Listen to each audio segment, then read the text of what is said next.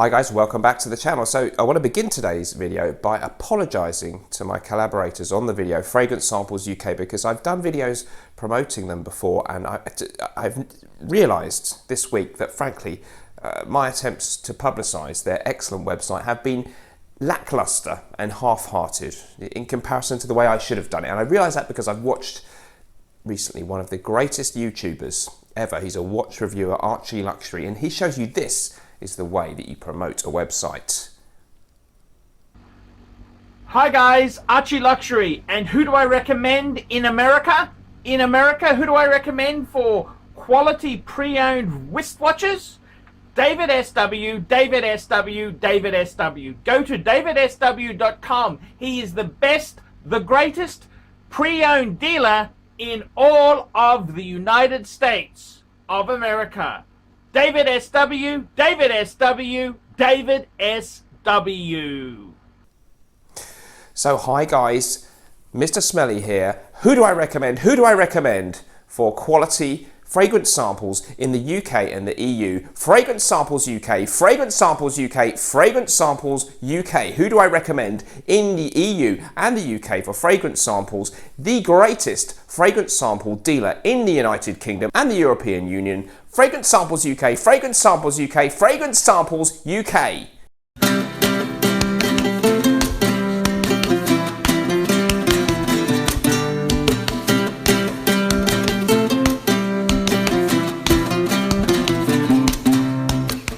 Hello folks, welcome back to the channel. So today we're going to have a look at my selections for what I think would be a perfect 4 fragrance collection, and I'm going to go with 1 fragrance for each season. Today's video is brought to you with the collaboration of my friends over at Fragrance Samples UK. That is my recommended place to buy fragrance samples if you're in the UK and the EU. There's a list of I think 15 EU countries that you can get at the checkout, and of course they're in the UK, so they ship within the UK too. Fantastic range, I think, of over 1,000 designer and niche fragrances, including all the ones in today's video that you can sample there and try before you buy big bottles of expensive fragrances. The link is in the description. Of course, if you're in the United States or anywhere else in the world, you should still find these fragrances of interest. Okay guys, so let's talk about this idea today. I've done similar things in the past, but I thought it's been long enough, it'd be fun to revisit it. So I thought, actually, I'll tell you why I'm inspired to do this, because I've been watching a lot of watch videos lately. I'm a bit into old watches and that kind of thing. And there's a great channel, many of you may know, called Archie Luxury. He's got 2 channels, one's called Paul Pluter. And on the Paul Pluter channel, he reviews people's watch collections. And he kind of tries to help them create like what might be a perfect collection of maybe 6 watches or 4. And it's often like, yeah, let's have one that does this and one that's a dress watch, one that's a diver's watch, all this kind of thing. So I think that's kind of a fun concept. And although I'm crazy and I've got 400 odd fragrances and a lot of you may have dozens, I think it's really fun to just think, yeah, if I just wanted to stop being silly and narrow this down to 4 great fragrances, maybe 1 for each season, what would I be looking at? And of course, I've called it a perfect selection of fragrances, not the perfect one, because there's no definitive answer. Today, I've avoided being stuffy and old-fashioned, which was pretty hard to me, for me, and they're really all kind of relatively modern releases, and none of them smells old school. So if you're fed up and be talking about 1950s style smells, this might be the video for you. And they're all niche. And they're all really, really good, and they're kind of mostly really obvious stuff. So you're going to be a bit different to the people in the crowd, and I think that's really important for me. So let's go with the first one.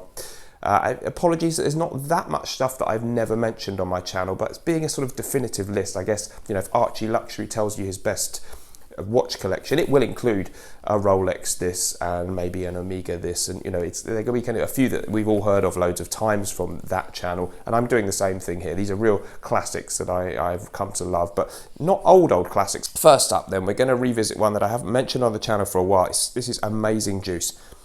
Beach Hut Man from Amwaj, the quirkily named fragrance, the perfumer Elise Bennett. It was a 2017 release, and it's absolutely stunning. It's defined on Fragrantica as a woody aromatic. Never sure what these definitions really mean. So many things come under that umbrella term. I'll give you the note listing first, actually. This is my perfect spring fragrance for the season of spring that we're just entering now. It's just an ideal signature scent throughout that season of 3-4 months. Mint, galbanum, orange blossom, ivy, vetiver, moss, myrrh, woody notes and patchouli are what make up this beautiful scent. So It's fresh, it's vibrant, it's quite a green and leafy fragrance, but it doesn't smell like a green, piney fougere fragrance from yesteryear. Typically for Amwaj, which is a house from originally Oman, with a reputation for exotic smelling things, it's different to anything out there, and they're known for maybe their spicy fragrances, their oud fragrances, their oriental style, sweet, woody, exotic smelling fragrances, and this smells different to most of what we're used to from designer fragrance houses, or maybe from people like Creed or Acqua di Parma, mainstream niche houses. And Amwaj is very much one of those mainstream niche houses, but it's got that magic Amwaj twist, a bit like the other one I quite like from them, Sunshine Man. It's got something magical. So it's green, it's leafy, it's got this twist of mint, this kind of bitterness about it. And also this just beautiful kind of airy, light feel. There aren't really any there's one orange blossom, one floral note in there, and it gives me that spring blossom feel that I used to love in Givenchy Insensé. And there's a hint of that kind of airy, floral, optimistic feeling in this fragrance that you get when the blossom, as it is here in the UK, in sunny Kent, just beginning to come out on the trees. And it really encompasses that optimistic, bright, woody, leafy, kind of a little hint of a zestiness, although citrus notes don't feature in the official note listing. There's a hint of a little bit of lemon and stuff, I think, there in the beginning, and the orange blossom has hints of orange in its smell. But really, really clever and nice perfumery, unique smelling, but very, very affable, very likeable, very unisex. Nice performance for a freshie. Amwaj, Beach Hut Man, God knows what they were thinking with that name. Perfect choice for the springtime. All of these season stuff, of course, it overlaps a bit. You could, you're not going to suddenly switch. Today's the first day of spring. I'm only wearing this, but you get the general idea. Okay, let's move on to the one for summer. Now, it's nice as a reviewer to sort of be associated with a fragrance that people think you discovered. Well, I didn't really. Someone else mentioned it and I picked up on it and really liked it. But this is one that often people think of as, maybe quite a few of you may have discovered this thanks to me. And I feel good about that. It's Gore from the English house Laboratory Perfumes. Look at that beautiful bottle design. This is a perfect summer fragrance.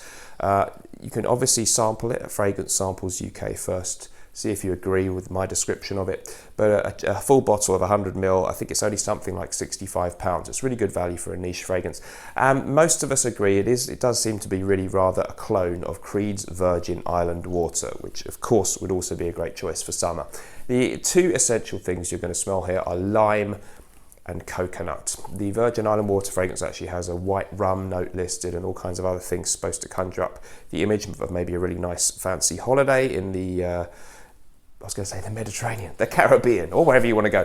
This is zesty, and it has this lovely kind of creamy coconut, slight sweetness and hints of floral tones as well. Just so fresh and invigorating. Actually, gorse is a plant, a flower that blooms and has a smell that's often likened to coconut. So they've kind of distracted us from their blatant homage that they've made to Virgin Island Water with the name here. But if you've smelled Virgin Island Water, you pretty much smelled this. I won't dwell on the differences. It's just as good quality, amazing performance. Lime and coconut, perfect for, if you're on a summer holiday, you've been sunbathing all day in a white shirt in the evening, I think spray this on liberally.